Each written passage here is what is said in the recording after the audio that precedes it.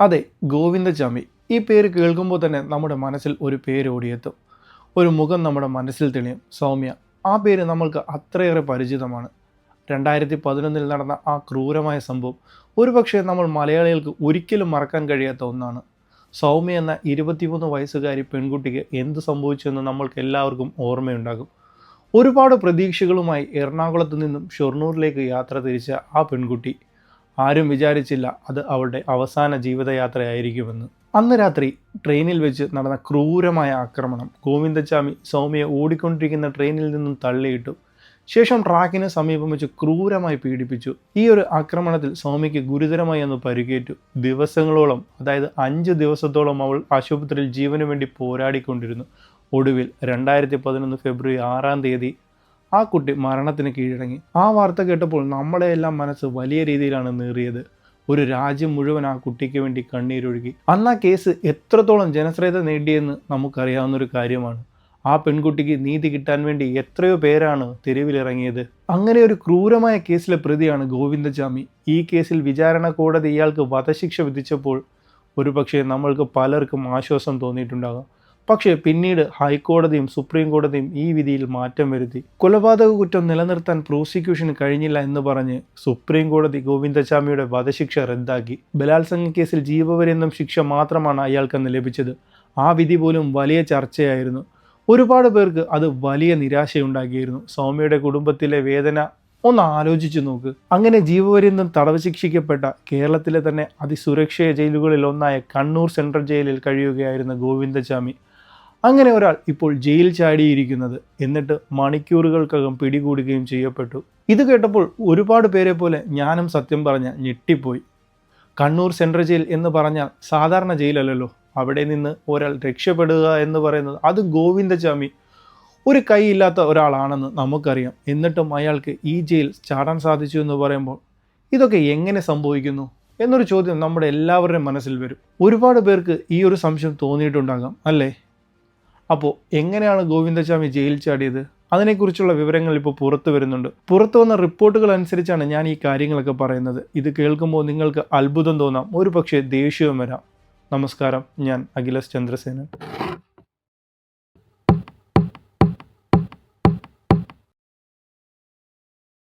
ഗോവിന്ദചാമി താൻ കിടന്നിരുന്ന 10-ാം ബ്ലോക്കിലെ സെല്ലിൽ കമ്പിയടികൾ മുറിച്ചുമാറ്റിയാണ് പുറത്തു കടന്നത്.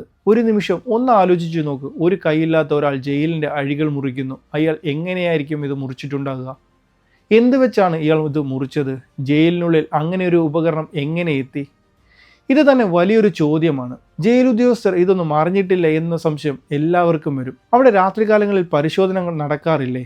എനിക്കും ഈ ഒരു സംശയമുണ്ട്. അഴികൾ മുറിച്ച് പുറത്ത് കടന്ന ശേഷം അയാൾ അടുത്തൊരു പ്ലാൻ കൂടി ഉണ്ടായിരുന്നു.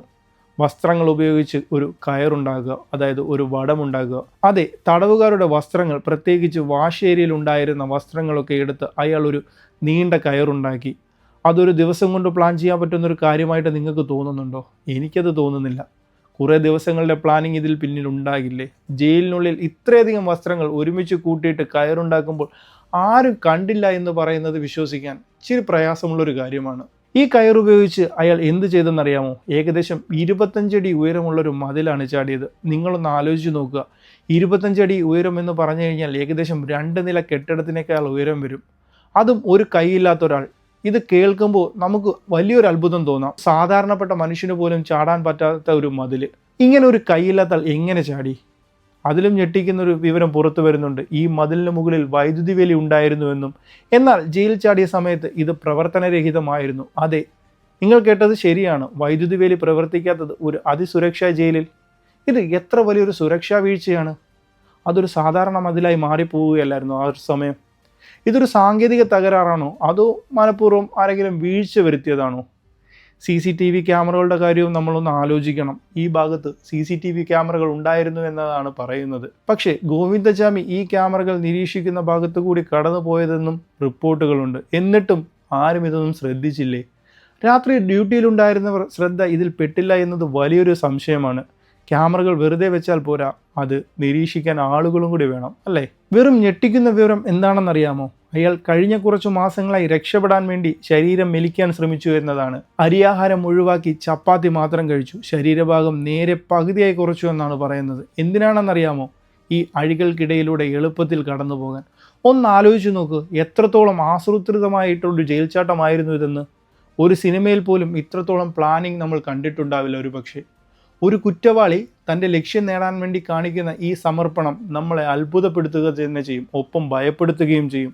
ജയിലിനുള്ളിൽ ഒരു തടവുകാരൻ ഭക്ഷണം ക്രമീകരിച്ച് ശരീരഭാഗം കുറയ്ക്കുന്നത് പോലും ഒരു ഉദ്യോഗസ്ഥരും അറിഞ്ഞില്ല എന്ന് പറയുന്നത് എത്രത്തോളം അലംഭാവം ഉണ്ടായിരിക്കാം. രാത്രി ഏകദേശം 1:15 ഈ ഒരു ജയിൽ ചാട്ടം നടന്നത്. എന്നാൽ ജയിൽ അധികൃതർ ഈ ഒരു കാര്യം തിരിച്ചറിഞ്ഞത് രാവിലെ 5 മണിയോടെ. ഏകദേശം 4-5 മണിക്കൂറോളം അയാൾ ജയിലിന് പുറത്ത് സ്വതന്ത്രമായി സഞ്ചരിക്കാൻ കഴിഞ്ഞു എന്നത് എന്താണ് ഇതിനർത്ഥമാകുന്നത്? അതും അത്ര അതിസുരക്ഷമായ ഒരു ജയിലിൽ നിന്ന് 4 മണിക്കൂർ കൊണ്ട് എന്തൊക്കെ സംഭവിച്ചിട്ടുണ്ട് എന്ന് നമ്മളൊന്ന് ചിന്തിച്ചു നോക്കണം. ഇതൊരു വലിയ സംശയം തന്നെയായിട്ട് മുമ്പോട്ടിരിക്കും. ഈ വാർത്ത കേട്ട നമ്മൾ ആശങ്കയിലായിരിക്കുമ്പോഴാണ് അടുത്ത വാർത്ത വരുന്നത്, ഗോവിന്ദച്ചാമിയെ പിടികൂടി എന്നുള്ളത്. എങ്ങനെയാണ് നമ്മുടെ പോലീസ് ഇത് ഇത്ര വേഗത്തിൽ കണ്ടെത്തിയതെന്ന് നിങ്ങൾക്കറിയാമോ? ജയിലധികൃതർ ഗോവിന്ദച്ചാമിയെ കാണാതായി എന്ന് അറിഞ്ഞ ഉടൻ തന്നെ പോലീസിനെ വിവരമറിയിക്കുകയായിരുന്നു. ഒരുപക്ഷെ ഈ 4 മണിക്കൂർ പോലീസ് ഇയാളെ കണ്ടെത്താനുള്ള വലിയൊരു വഴിയൊരുക്കിയിട്ടുണ്ടായിരിക്കാം. ഒരു സംസ്ഥാന വ്യാപകമായ തിരച്ചിലായിരുന്നു പോലീസ് അപ്പോൾ തന്നെ ആരംഭിച്ചത്. റോഡുകളിൽ ബാരിക്കേഡുകൾ ഉണ്ടാക്കി ഓരോ വണ്ടികളും ഓരോ വാഹനങ്ങളും പരിശോധിച്ചു. എല്ലാ പോലീസ് സ്റ്റേഷനിലും ജാഗ്രതാ നിർദ്ദേശം ഉടൻ തന്നെ പോവുകയായിരുന്നു. ഇയാളുടെ രൂപം, ശാരീരിക പ്രത്യേകതകൾ, അതായത് ഒരു കൈയില്ലാത്തത് എല്ലാം പോലീസിന് പെട്ടെന്ന് തിരിച്ചറിയാൻ ഒരു സഹായമായി. പോലീസുകാർക്ക് മാത്രമല്ല, നാട്ടുകാർക്കും. രാവിലെ 9:30 അതായത് ജയിൽ ചാടിയതിന് ഏകദേശം മണിക്കൂറുകൾക്ക് ശേഷം ഗോവിന്ദച്ചാമിയെ കണ്ണൂർ റെയിൽവേ സ്റ്റേഷന് സമീപമുള്ള ഒരു കിണറ്റിൽ നിന്ന് കണ്ടെത്തുകയായിരുന്നു. അതേ, ഒരു കിണറ്റിൽ. അയാൾ ഒരുപക്ഷെ ആരുടെയെങ്കിലും കണ്ണിൽപ്പെടാതെ ഒളിക്കാൻ ശ്രമിച്ചതായിരിക്കാം. റെയിൽവേ സ്റ്റേഷന് സമീപത്ത് കണ്ടെത്തിയെന്ന് പറയുമ്പോൾ ട്രെയിൻ കയറി രക്ഷപ്പെടാനുള്ള ലക്ഷ്യമായിരിക്കണം. അങ്ങനെ ഒരു സംശയമാണ് ഉയർത്തുന്നത്. പോലീസ് ഉദ്യോഗസ്ഥരും നാട്ടുകാരും ചേർന്ന് സാഹസികമായിട്ടാണ് ഇയാളെ കിണറ്റിൽ നിന്ന് പിടികൂടിയിരുന്നത്. ഈ വേഗത്തിൽ ഇയാളെ പിടികൂടാൻ കഴിഞ്ഞത് തീർച്ചയായും കേരള പോലീസിനും അതുപോലെ തന്നെ നാട്ടിലെ ജനങ്ങൾക്കും വലിയൊരു നേട്ടം തന്നെയാണ്. കാരണം ജനങ്ങളും അതിവ്യാപകമായി പോലീസിൻ്റെ കൂടെ ഈ ഒരു പരിശോധനയ്ക്ക് കൂടെ ഉണ്ടായിരുന്നു. അവരുടെ കാര്യക്ഷമതയും ജാഗ്രതയും ഇവിടെ എടുത്തു പറയേണ്ട ഒരു കാര്യം തന്നെയാണ്. ഇല്ലായിരുന്നെങ്കിൽ ഒരു കൊടുംകുറ്റവാളി സമൂഹത്തിൽ ഇറങ്ങി മറ്റു കുറ്റകൃത്യങ്ങൾ ചെയ്യാനുള്ള സാധ്യത വളരെ കൂടുതൽ തന്നെയായിരുന്നു. ഈ സംഭവം പുറത്തു വരുന്നതിന് പിന്നാലെ 4 ജയിൽ ഉദ്യോഗസ്ഥരെ സസ്പെൻഡ് ചെയ്തു എന്നാണ് ഏറ്റവും പുതിയ റിപ്പോർട്ടുകൾ പറയുന്നത്. ഒരു ഹെഡ് വാർഡനെയും 3 നൈറ്റ് വാർഡന്മാരെയും ഈ ഒരു നടപടി ആവശ്യമാണെന്ന് തന്നെയാണ് പറയാനുള്ളത്. പക്ഷേ ഈ വിഷയത്തിൽ ഇനിയും ആഴത്തിലുള്ള അന്വേഷണം വരേണ്ടതുണ്ടെന്നാണ് എനിക്ക് തോന്നുന്നത്. ഈ ഉദ്യോഗസ്ഥർക്ക് മാത്രമാണോ ഇതിൽ വീഴ്ച പറ്റിയിട്ടുള്ളത്? അതോ ജയിൽ സംവിധാനത്തിലെ തന്നെ വലിയൊരു പ്രശ്നത്തിൻ്റെ ഭാഗമാണോ ഇത്? കാരണം ഒരു കൈയില്ലാത്ത ഒരാൾ ഇത്രയും വലിയൊരു മതിൽ ചാടി ഈ ഒരു ജയിലിലെ ഏകദേശം 2 മതിലോളം ചാടിയെന്നാണ് പറയുന്നത്. ഇങ്ങനെ സാധിച്ചു എന്നുള്ളത് നമ്മൾ അറിയേണ്ട ഒരു കാര്യമല്ലേ? ഇതൊരു ചെറിയ കാര്യമല്ല, നമ്മുടെ പൊതുസമൂഹത്തിലെ സുരക്ഷയെ തന്നെ ബാധിക്കുന്ന ഒരു കാര്യമാണ്. സൗമ്യയുടെ അമ്മയുടെ വാക്കുകൾ നമ്മൾക്ക് മറക്കാൻ പോലും കഴിയില്ല. എൻ്റെ മകൾക്ക് നീതി ലഭിച്ചില്ല, ഇപ്പോഴിതാ പ്രതി ജയിലിൽ ചാടുന്നു.